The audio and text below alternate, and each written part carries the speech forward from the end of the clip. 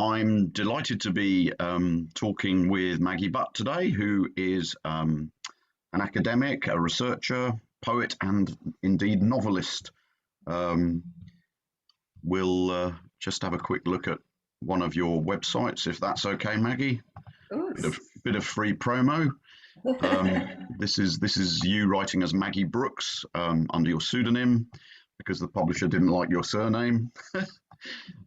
And The Prisoner's Wife, which has been translated into a whole number of different languages. So the book must be doing quite well, Maggie. Not bad, thank you.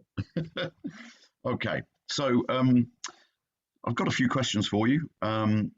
As you know, of course, Middlesex University was pretty much the first university in the UK to introduce an undergraduate course in creative writing.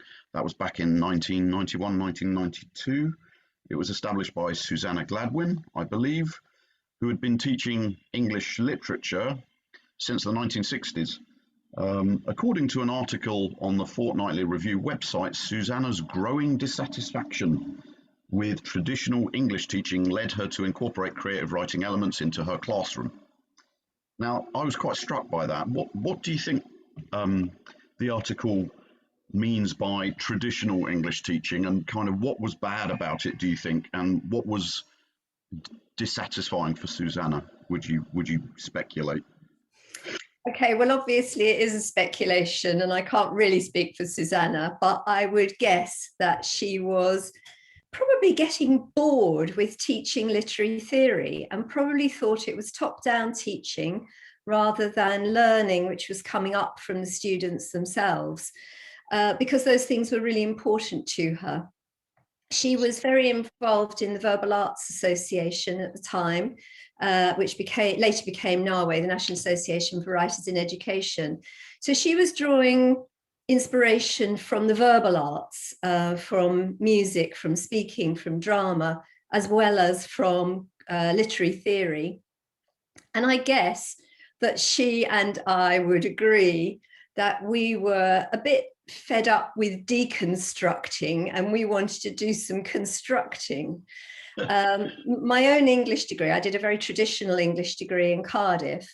And at the end of 3 years of picking things apart, I couldn't read for pleasure anymore. I didn't read a novel for 3 years afterwards because I was so used to having to analyze and deconstruct everything. And I suppose the course that we evolved at Middlesex was the course that I would really have loved to have taken as an undergraduate. But going back to Susanna, her genius was for curriculum design. Her first year modules were just astonishing. They were inspiring, wide-ranging. She took examples from here, there, and everywhere. She gave writing exercises each week. They taught the students to think and argue and analyze as well as to write. So it really laid the basis for a fantastic undergraduate experience. And you have to remember that at the time there was certainly one, maybe two MA courses in creative writing in the country. So when Susanna invented a BA in writing and publishing, she was doing something so innovative and so new. And that was just a fantastic thing to be involved in right from the start. I mean, it was also very brave in many ways, moving from that teacher-centered top-down approach to a more student-centered bottom-up approach. It threatens the traditional position of the teacher in many ways. Yes, I think, you know, she and her approach were not popular with the English department. In fact, she had to take creative writing out of the English department and took it into the media department. And Middlesex had always been very good at innovating courses. It was the first media studies course in the country. And at the point where she brought in creative writing, media studies was huge. So she was taking it into an area that was innovating, that was ready to accept innovation. And that was really very exciting. Very interesting that Susanna encountered that like internal resistance because I mean, there's, you know, personal and professional risk involved. And then there's the challenge, of course, that, you know, there aren't ready-made materials. There wasn't, you know, a lot of understanding about different approaches to creative writing. So it was almost like having to build it from the ground up as well. Well, that's exactly what she did, and that's what she was so extraordinarily good at. So she would say, okay, you know, first year course, this week we're going to look at Freud's creative writing and daydreams. And the students would be a bit scared because they thought, oh, this is Freud.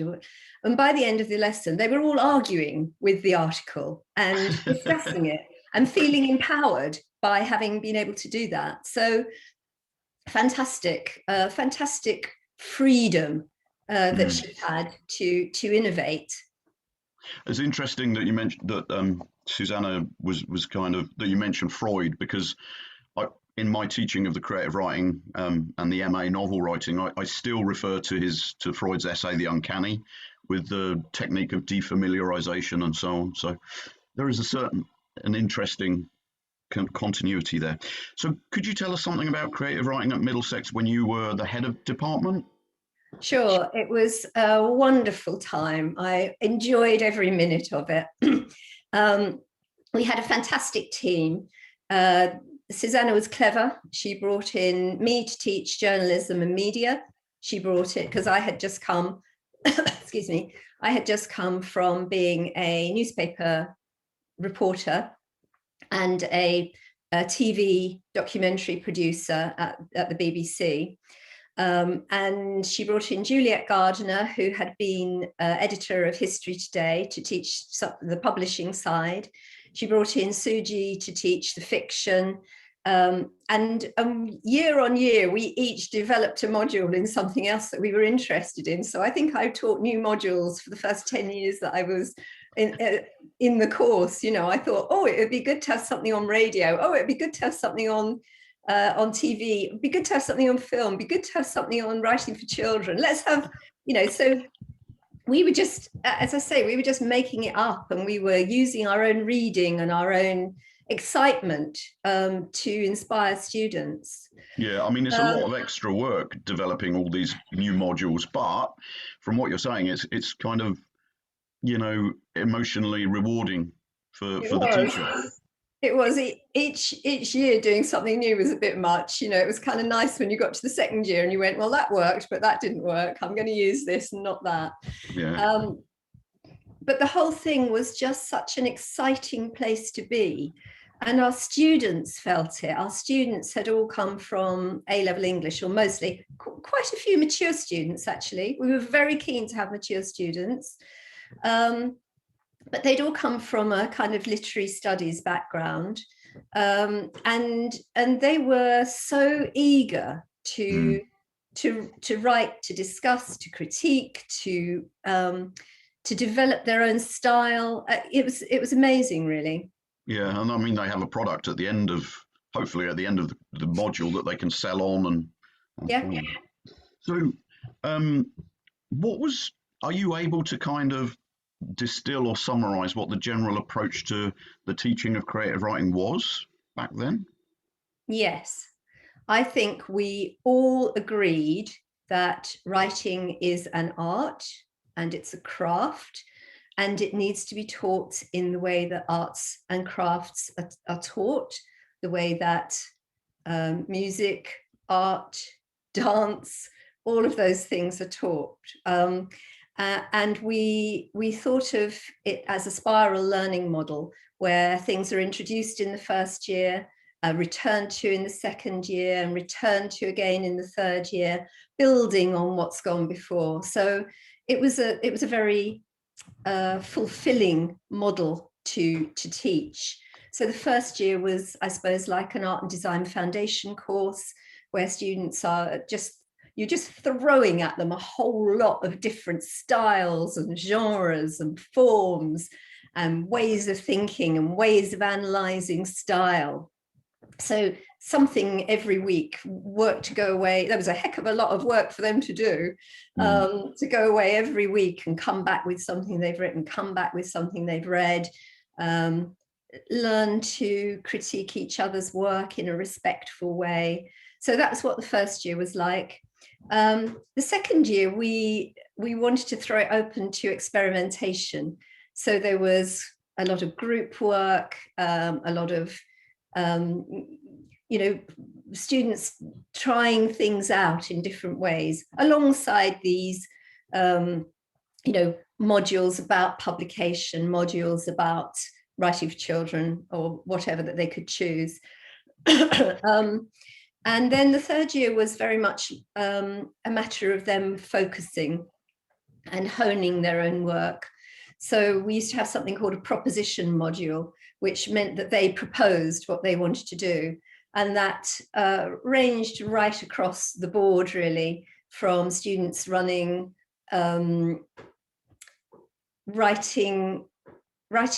poetry writing workshops in Wood Green Shopping City, and the result of that was posters that went up into empty shops.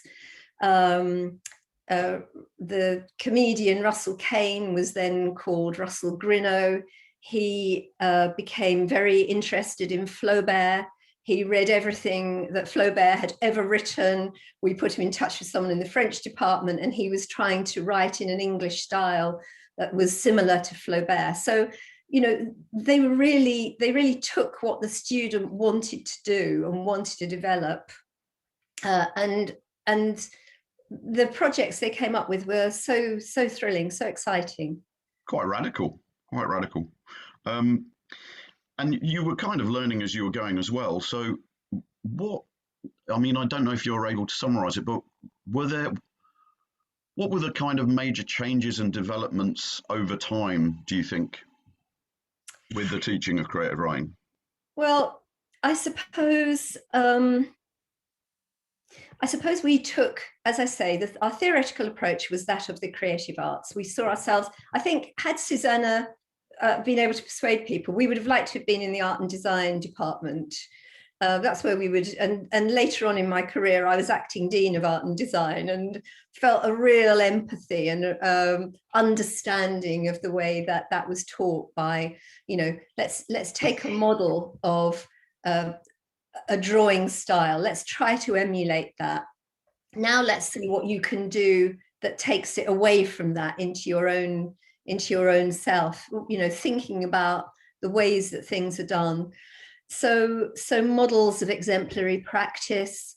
And my experience with that is that if I brought in a piece of work I absolutely adored and admired, about a third of the students would love it, a third would hate it, and a third would be indifferent to it. So I learned to accept that. Very close analysis of style, very close analysis of how writers achieve an end that they're trying to achieve. And obviously teaching about setting and character, voice, all the kind of basic building blocks of writing, the different poetry styles and forms. And then we also had at the time we had decided that we wanted 50% of the marks to be for a critique, for an exegesis, which we taught them to write from the first year upwards, which is an analysis of their inspiration, their influences, their drafting process, and an analysis of whether at the end they felt it had been successful or not. And the reason that we wanted that is that we thought, this is very quick. There were 12-week modules. You and I know very well that you don't get to your final product in 12 weeks. No. It can take years to get to something that is really honed and as perfect as you can get it. So we thought it was fairer to students to give them marks which were half on their product, the creative work, and half on their analysis of their learning process. And that seemed to us at the time, we were inventing this thing from scratch. And that seemed to us at the time to be a very fair way of dealing with the rapid turnover of modules. And incidentally, a reason why we were very resistant to making it a 2-year degree rather than a 3-year degree, because we felt that writers and writing needs time to develop, and you need time to read a lot. So we felt that the 3-year degree, in which there was an opportunity to do all that, was where we wanted to go. Okay. Yeah, I mean, you use the word analysis quite frequently. So there's clearly, analytical tools, approaches, methodologies, technical input. You've used the word forms and models quite a bit as well. So I take it we're now that's quite in contrast to the kind of the cliched view of creative writing and the approach I've actually seen at other universities, where people sit around and chat about whether they liked a piece of writing or not, and there's no real feeling of teaching going on. It's more of a facilitated discussion. The impression I'm getting is that we're largely in agreement that creative writing can be taught rather than just spent facilitating the ability and creativity of a student. Yes, big yes. I have been having this argument for over 30 years. Can it be taught? Yes, of course it can. Nobody asks this question about art. Nobody asks this question about music. Oh, music, can it be taught? Surely I just give him a trombone and he goes off into a corner and learns to play it. No, nobody would even consider asking that question. So again, I say it's like art, it's like music, it's like dance, and of course these things can be taught. Sitting in a room and discussing things is okay. I don't think you're getting your money's worth if that's all you're being offered. Well, I mean, I've seen it at other universities, and I really don't think the students were getting their money's worth. No, I don't either. Because the university is employing people with expertise. We have read thousands of books, haven't we? we have analyzed the style of other people. We have done that stuff, and it's a model of Socratic teaching. We are passing on what we have discovered. And that to me seems absolutely right, and what somebody would come and expect to get, ought to expect to get. And they can argue with us and they don't have to agree with us, but we are giving them the benefit of our experience and our professional expertise. I've read around on the issue of teaching creative writing, etc., and the most common question that is in these articles is, can creative writing be taught?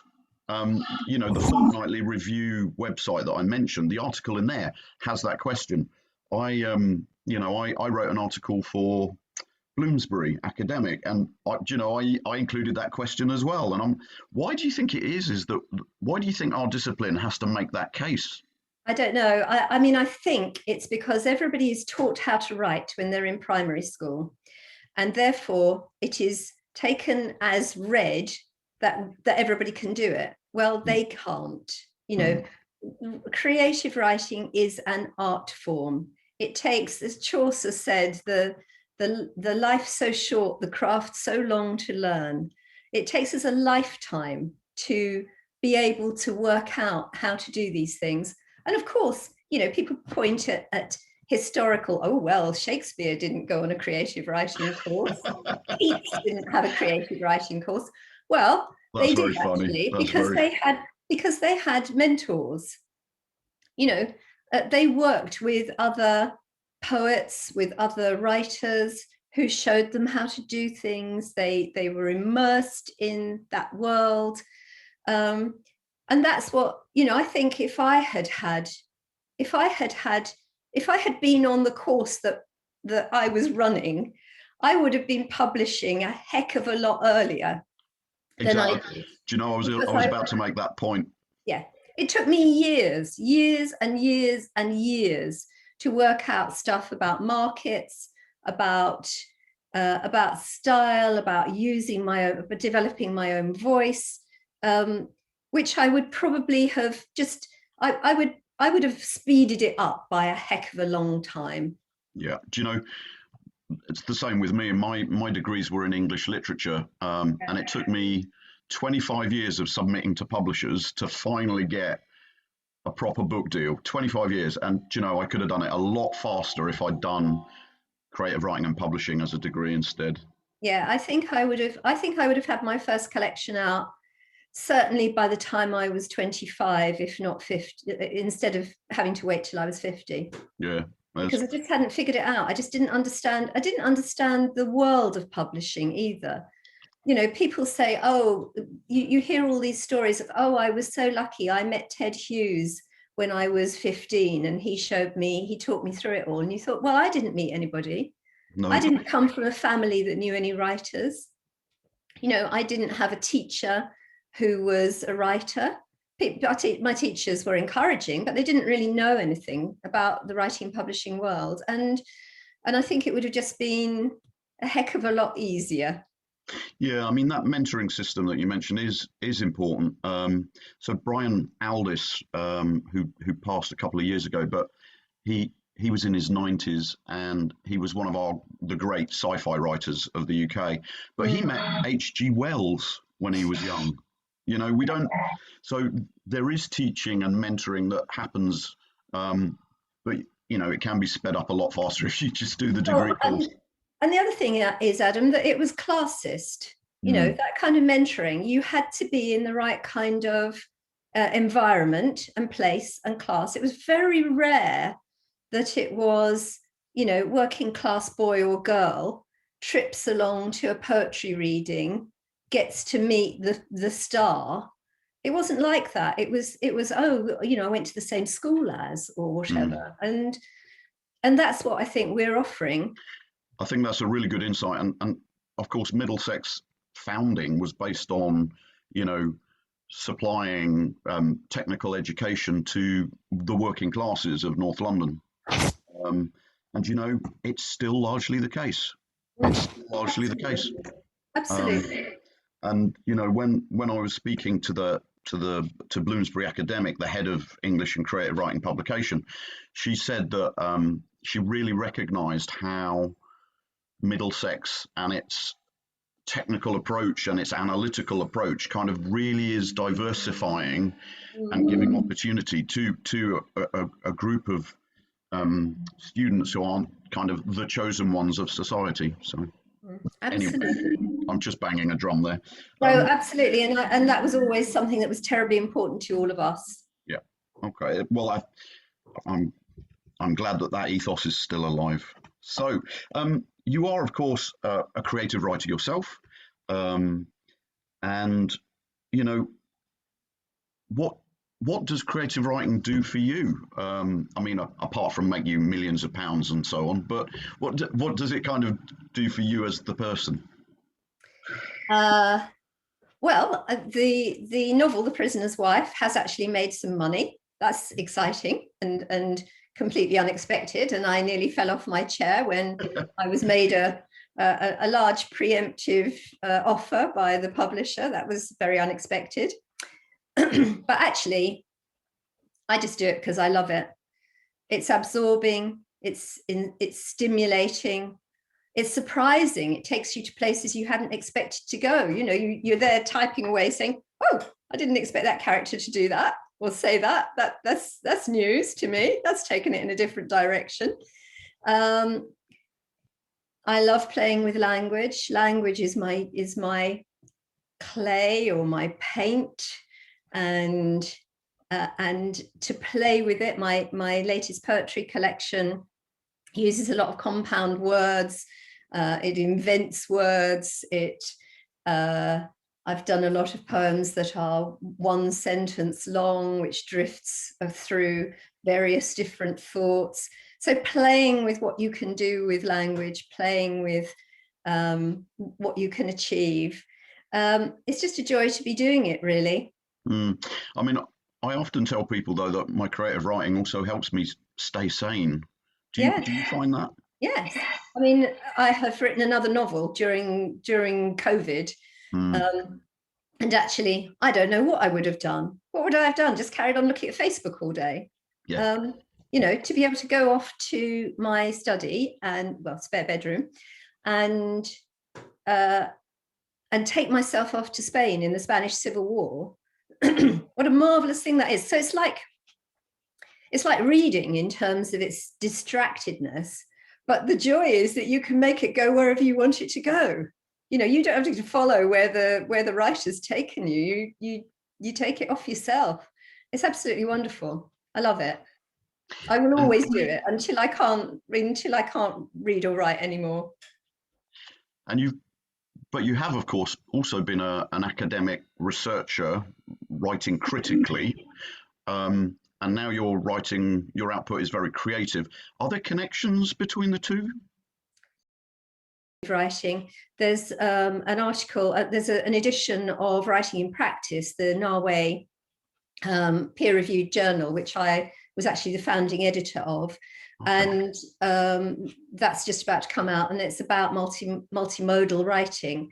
And I have a guest article in that, which is about exactly this. It's about different modes of writing, how you move from one mode of writing to another. And it talks about poetry and novel writing, but actually, of course, it's within an academic context.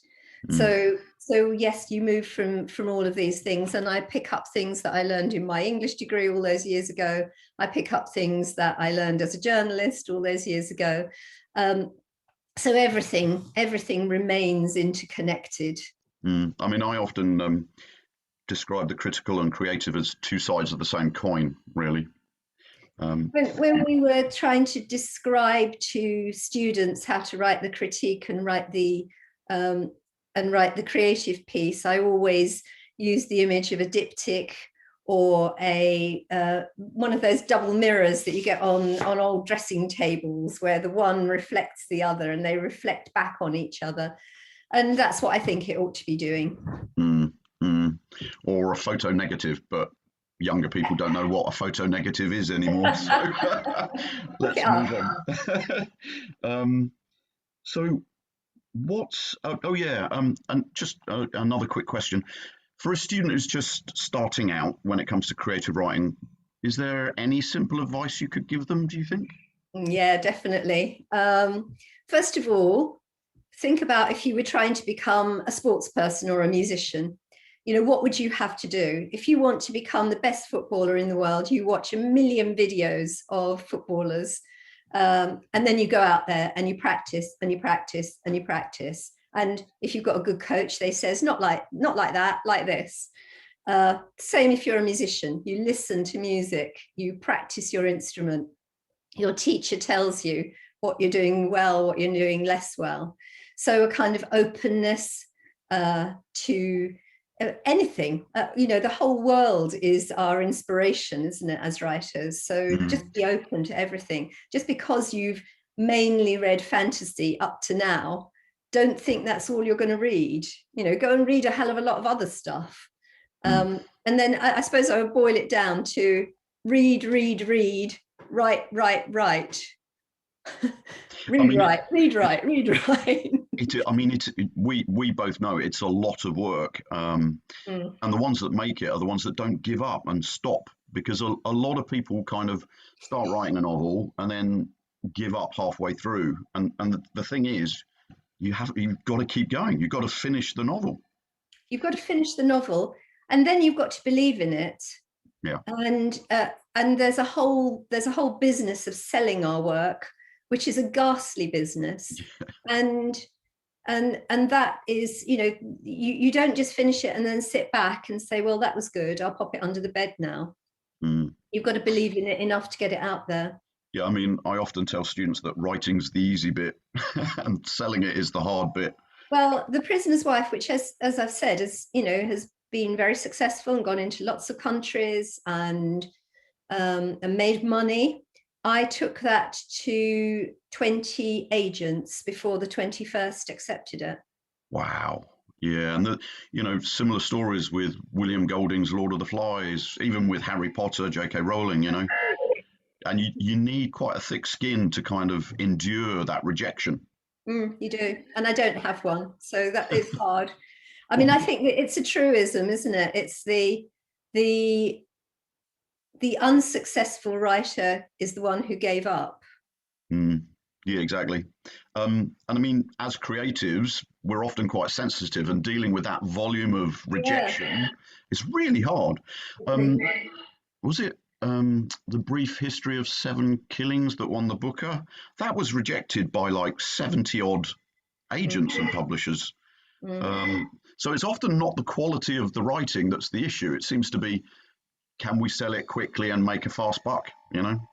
Yeah, that's right. It's very weird having moved from being a writer to being a commodity Yeah. and a brand. You know, the American publisher referred to me as a brand. I thought, oh, hang on a minute. I don't think I'm a brand. I think I'm me. Dear, yeah, you have to be a living, walking, talking kind of propaganda brand machine, something like that.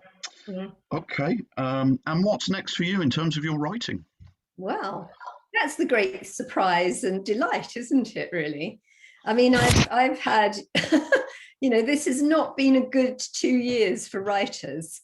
My first novel, having finally sold it, um, came out on March the 26th, 2020, when you may remember all the bookshops in the country were closed. Yeah, I couldn't get book signings anymore because everything was shut down. Everything was shut.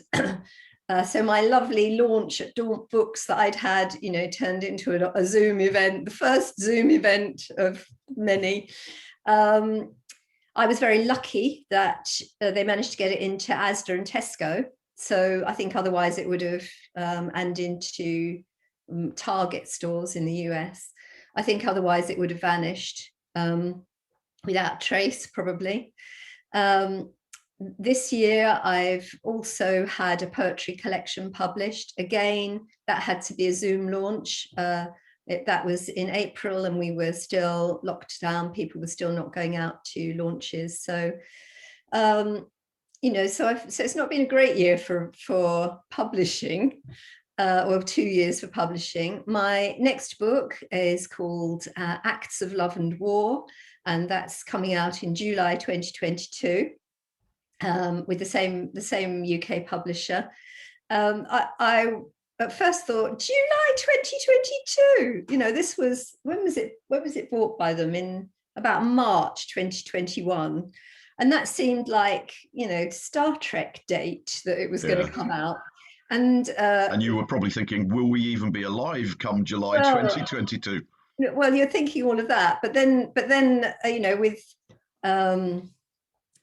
yet another new variant of COVID emerging this week across the world, I'm thinking, well, maybe July 2022 is a safer option than sometime this winter. So so that will be coming out, and I am looking for another novel idea. In terms of branding, I'd quite like to write about, I don't know, the Anglo-Saxons or something. I'd like to go back further in time. My publisher tells me that my brand is women and war. So I may have a bit of a battle on my hands. It sounds like you've been pigeonholed already. I have been pigeonholed already. I mean, I suppose luckily there have been women and wars throughout the whole of human history. So perhaps I can use that in some way. There is that. There is that. So Maggie, thank you so much for this interview, because it is a learning resource that I can foresee us including on the MA novel writing. We've got a new MA in creative non-fiction coming as well next September. Fantastic. So there are so many insights in there that we are really very grateful for your time. Thank you so much. It's been a great pleasure.